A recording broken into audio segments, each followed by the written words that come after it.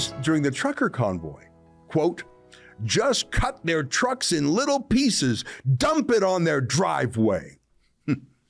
Like Trudeau, he believes in using vaccine mandates to force people to obey. He said, we told you so, vaccine passport mandate works. Won't surprise you to learn that besides taking cash from Trudeau, he takes cash from the vaccine companies too. And like any good Trudeau soldier, this week he turned his attacks on Pierre Poilievre. Here's what he said. Is it just me or Poilievre supporters are coming out in force to harass people online and send insane emails to university professors? Later he said, if this emboldens some to start harassing people in his name and build a toxic campaign to intimidate others, I think it will be an issue. So who is this guy? And why is he suing Rebel News and me? Why does he hate us so much? Why does he dehumanize his opponents, comparing them to poison, saying their property should be chopped up? And where's he getting the money from to attack us? Well, here's part of the answer. I mean, I first heard of Boucher a few months ago when he published this bizarre report subject to no academic peer review. It was really weird. It was called Disinformation and Russia-Ukrainian War on Canadian Social Media. But the report itself was disinformation because it wasn't a neutral or scholarly study. It was funded by Trudeau's Department of National Defense. In fact, that's Boucher's sugar daddy. He calls himself a professor, sure, but he actually runs the Canadian Network on Information and Security funded by the Department of National Defense. He's the guy Trudeau pays to accuse Trudeau's political enemies of spreading foreign disinformation.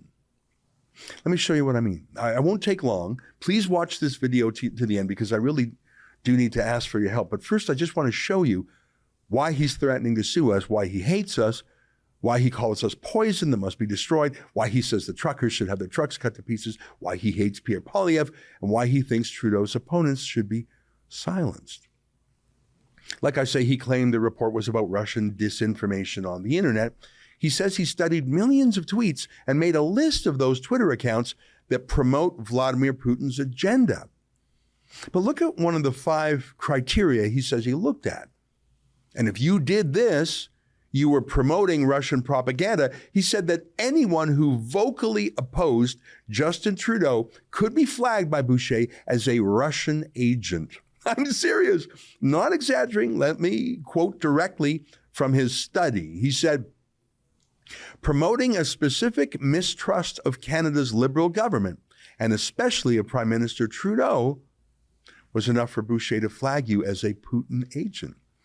I'm serious. If you don't trust the Liberals, especially Boucher's personal hero, Justin Trudeau, Boucher might call you a Russian propagandist. This is not a report about disinformation. This report is disinformation. It's a smear of anyone who criticizes Trudeau. It's not scholarship. It's not science. This junk study was not even peer-reviewed. It's bought and paid for propaganda, in my opinion. If you don't like Trudeau, you're a Russian agent. That's almost as embarrassing as this Trudeau reporter at the CBC. You know, given Canada's support of Ukraine in this current crisis with Russia, I don't know if it's far-fetched to ask, but there is concern that Russian actors could be continuing to fuel things as this protest grows, but perhaps even instigating it from the outset. Yeah, she's not a professor too. That's McCarthyism. Anything they don't like is Russian. It's embarrassing. It's not journalism. It's not scholarship. In fact, it's defamatory itself. And based on that BS, they made a hate list of the people they accuse of being Russian agents. The top one, this is crazy, the top one being Tulsi Gabbard, the former U.S. Congresswoman who's in the U.S. Army Reserve. She ran in the Democratic primaries for president. I'm serious. They said she was a Russian propagandist. But look at the other names on the list too. Jack Posobiec is on there. He's a pundit. He used to serve in the U.S. Navy. It's insane to call him a Russian agent. But look, Maxime Bernier is on there too. I'm on there. Some other Canadian pundits and Americans too.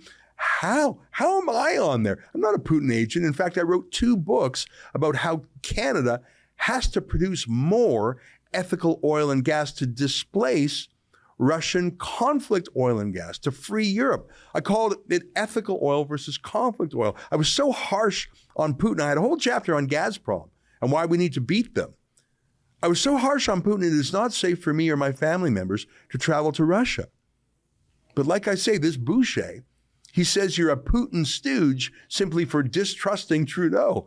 Wow. Well, considering 68% of Canadians distrusted Trudeau enough in the last election to vote for anyone but him, that's a lot of Russian agents running around. What you just saw was an excerpt from my nightly show, the Ezra Levant Show. Every weekday, I do a monologue. Usually it's about half an hour. Then I interview an interesting guest, and then we read my hate mail or my fan mail, whichever is more fun.